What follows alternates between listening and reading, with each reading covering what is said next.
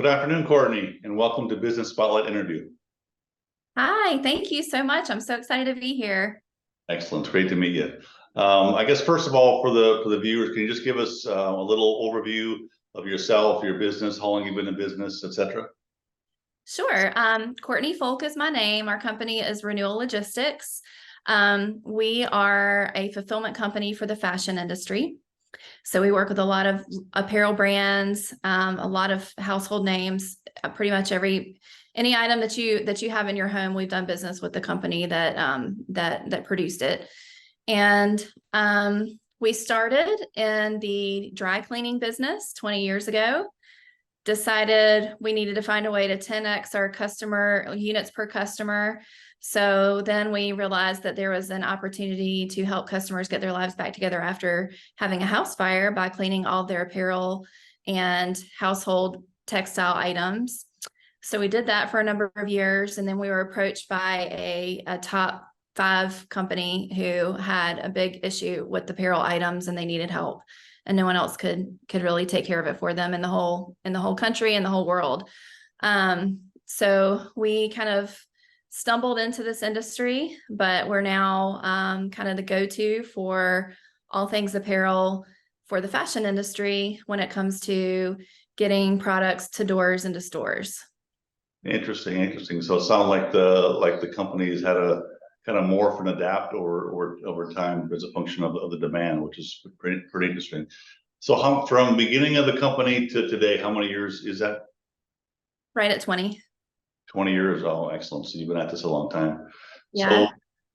So if I can ask you a question about success, so you've been at this a while, you've probably seen some difficult times, some good times, like you said, had to adapt. So who's maybe one of the first people you think of or person that comes to mind when you think about success? So I guess Elon Musk, honestly. I feel like he's kind of a token answer at this point, but I always really have liked how he kind of has an engineering mindset and has applied that to business. So what's the shortest point from A to B? What's the simplest solution for this issue? Not looking at what everyone else has done, but how do you reinvent or for the first time invent a product or service? Not just relying on existing technology, but like what can you do this different? We're category creators, and we always kind of have been. And I think it's just a matter of like looking for a need, seeing a need and figuring out how to fill that need. So I think he usually comes to my mind because I really like engineering, and I really like the whole, idea of like looking at the numbers when it comes to running a business and really pushing people to figure out how to make things more efficient. It's a great answer because you're talking to somebody who, at least academically, is an engineer, so I can appreciate that answer fully. So. Oh, awesome. Yeah. So, industrial engineering, I was never a math person really growing up, but as an adult, I've come to love math, and like our job is industrial engineering, right? It's all about solutioning for customers, figuring out how much space, how many people is it going to take. And so yeah, it's like very near and dear to my heart to talk about engineering. Just so random. It's a perfect answer because I've always said that running a business is basically 2 things: managing numbers and managing people. The rest all falls in that category somewhere, right? So 100%. Yep. Yeah. Excellent. Okay, so 20 years, you've built a successful business and grown and doing great. What would you consider some of your most critical learnings during that 20-year journey? Yeah, that's a great question. So early in our business, we definitely dealt with cash flow challenges. As you're growing, you've got to figure out how you're going to fund your growth. So I think it's advice I heard a really long time ago that's always stuck with me, and that I feel like has really kind of been at the core of how we operate, is always have your business ready to sell. You're probably not going to want to sell it, right? Like, I mean, we've been in business for 20 years, and we have no intentions in selling anytime soon, but operate in such a way that, as an owner, you're not so invested in the company that if you wanted to sell tomorrow, if you had to sell tomorrow for some problem, that the company would fall apart without you. or would not fall apart without you. And then, you know, have clean financials so that you just always look good on paper, you know. And I think that's been some advice that was that I heard a long time ago, and it's always stuck with me. And then I think most recently, the thing that I've learned the most in the past probably 3 years is how important having a network is.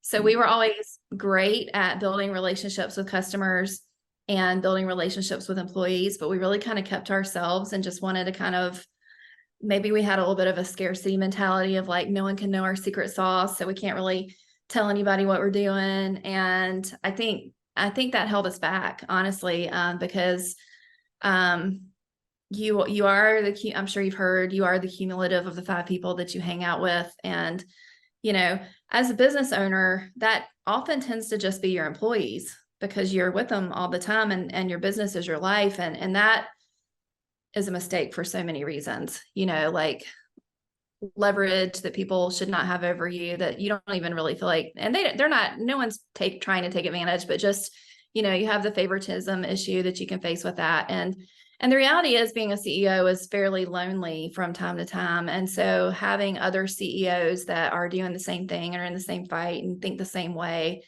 that's been just incredibly valuable to us. Like really paradigm shift valuable. I can't, normally after that kind of a question, I'd do a quick summary of what I heard you say, but you literally summarized business coaching. Because you had so many awesome lessons that you've learned over that 20-year journey, whether it's scarcity, whether it's networking, whether it's having a business ready to sell. One of our things that we have is the definition of a business should be a commercially successful business that can run without you, and it should always be ready to sell, to your point, ready to sell. So you learned some really, really core business principles along that 20-year journey. That was a fantastic summary. I really enjoyed that. Oh, well, thank you. You're welcome. So 20 years, so look out another 5 years. What would you aspire for the company, the next sort of milestone or landmark for the company in the next 5 years? Yeah, so we've spent, I would say in the last 12 months, we have spent, you know, so much time as a leadership team talking about what is our company going to look like in the years to come. So we have a pretty well-defined vision, which is, you know, we're wanting to be a 250 million, I think, is a fairly conservative number, but we're looking to be the leader in the fulfillment world when it comes to handling things that no one else wants to touch. So apparel is a product that doesn't really work on conveyors very well and has a lot of extra handling that's involved that most companies just don't want to touch. So we want to be the company that is the go-to company for people who and brands and merchants who have products that don't really fit in a normal fulfillment center. And we want to be in 8 key markets across the US. So you know, enough locations so that everyone can get product 2-day shipping. We're not currently there. And most apparel companies and companies that don't fit in a fulfillment center are generally just going to have, you know, an East Coast and a West Coast solution. But I think we can do better than that. So we want to be in 8 locations. We want to be well on our way to hitting that 250 million mark. And we want to have a really strong leadership team so that so much doesn't fall on myself and my husband. Once again, excellent answer. I hope all the listeners listen to that very carefully, because you've got a well-defined vision and mission, you've got a 5-year plan, and you've got goals and leadership team to track your progress. That is business 101, Courtney. Well done. Excellent answer. Thank you. This is fun. I'm winning on the podcast today. I hope they all watch that question about 3-4 times and let it sink in. Perfect answer.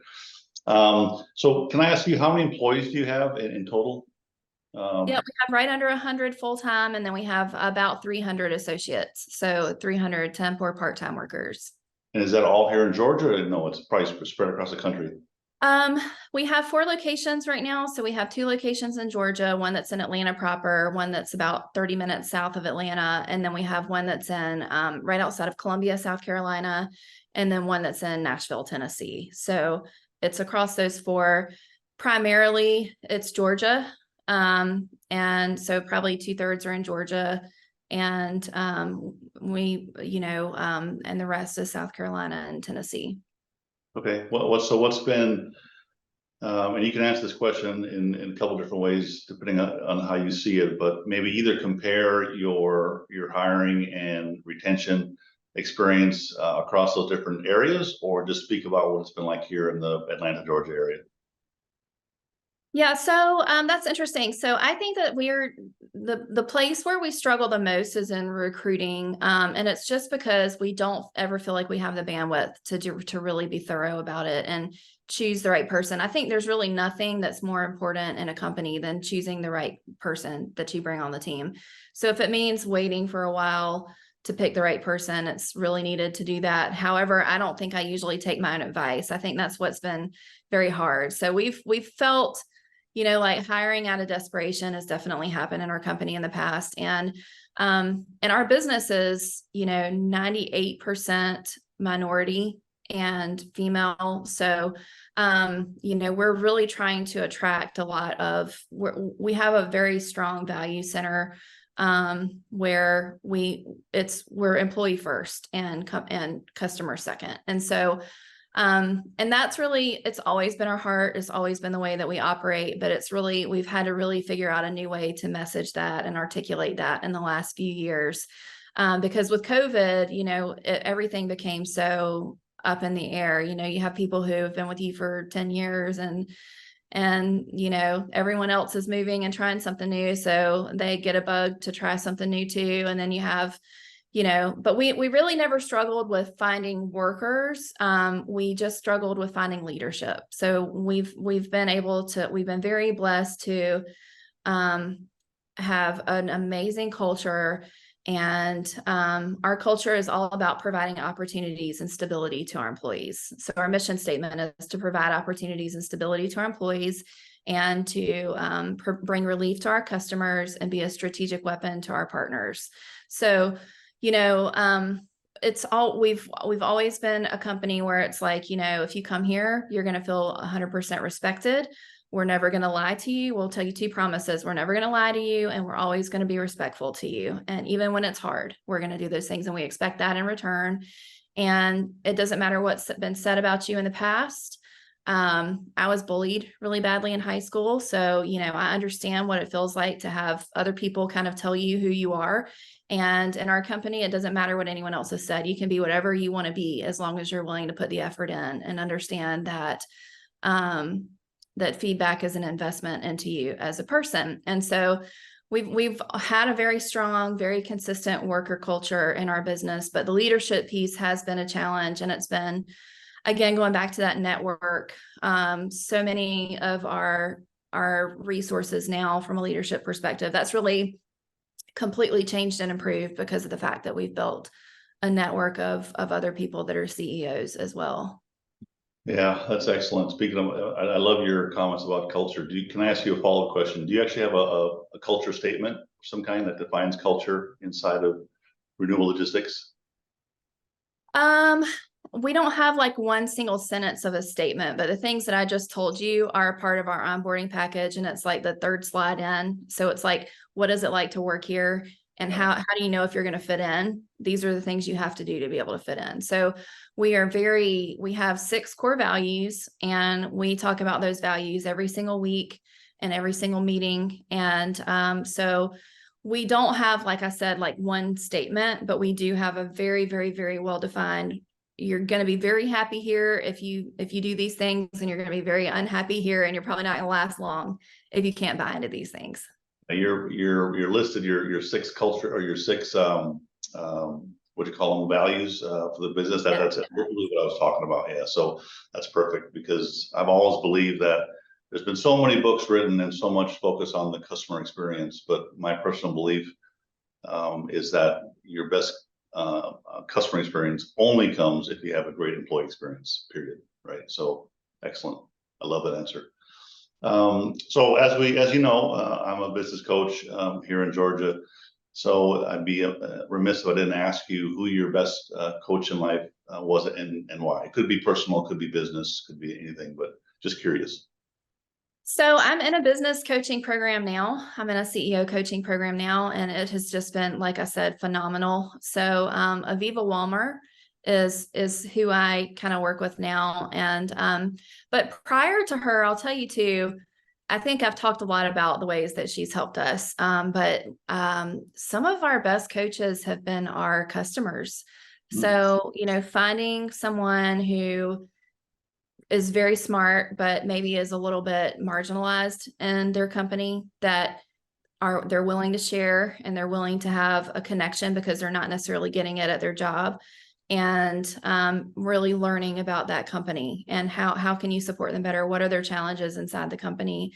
And getting feedback. We're very much interested always in asking for feedback. So we always want people to feel really comfortable sharing what their experience is with working with us, so we know how to be better.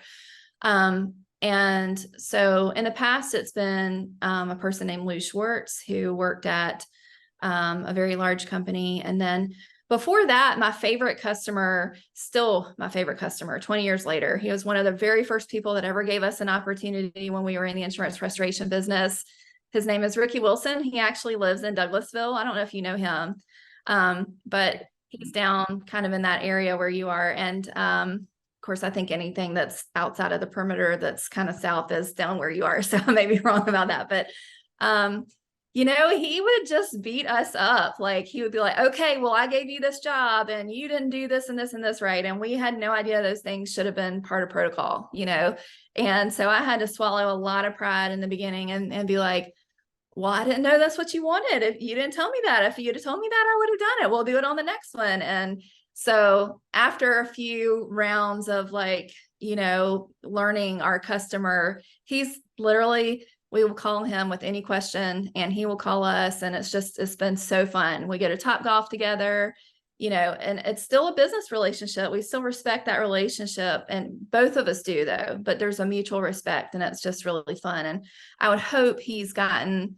a little bit out of our relationship as well. But literally, their company gave me my marketing plan, how to hire the right people and the right talent for this industry. I mean, they gave us the roadmap. So, yeah, I would summarize that by saying that being willing to listen and to take coaching from anyone, right? Because, like you said, we don't know where it comes from.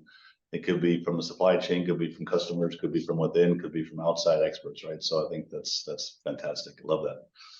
And actually, I should say that neither of those two people were marginalized in their business. That's just something that we've been looking at in the last little while, is how do we find people who aren't necessarily in love with their job, but aren't really going to leave either, to give us information. So both of those two, I mean, Ricky is the owner of his own companies, and then Lou was super highly respected within that company. So I just wanted to make sure that was clear that that neither of those people were that way.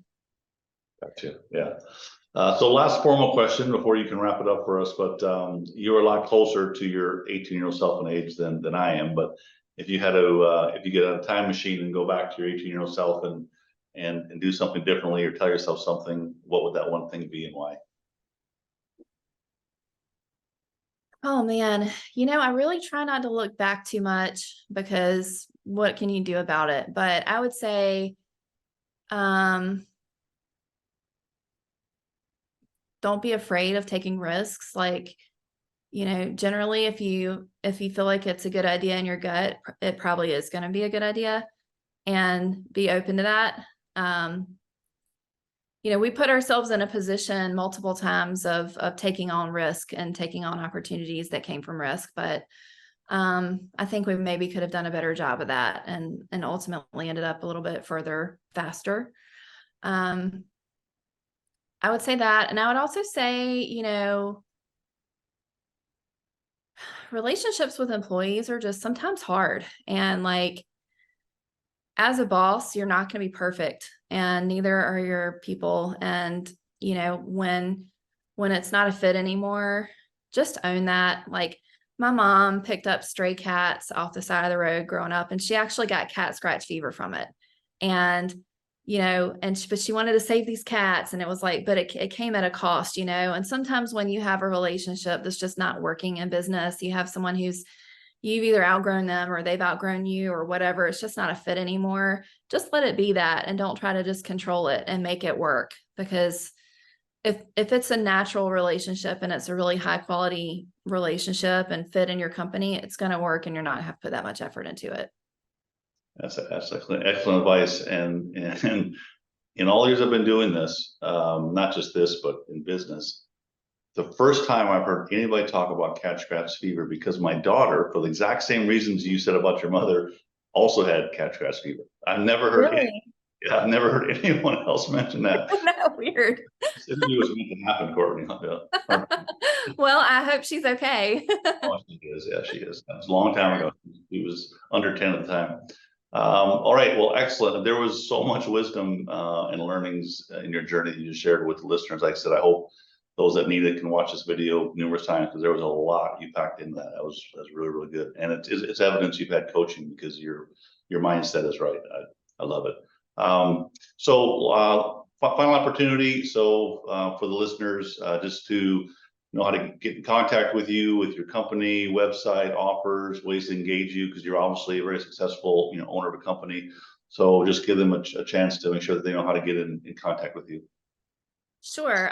So my company is Renewal Logistics. So it's renewallogistics.com.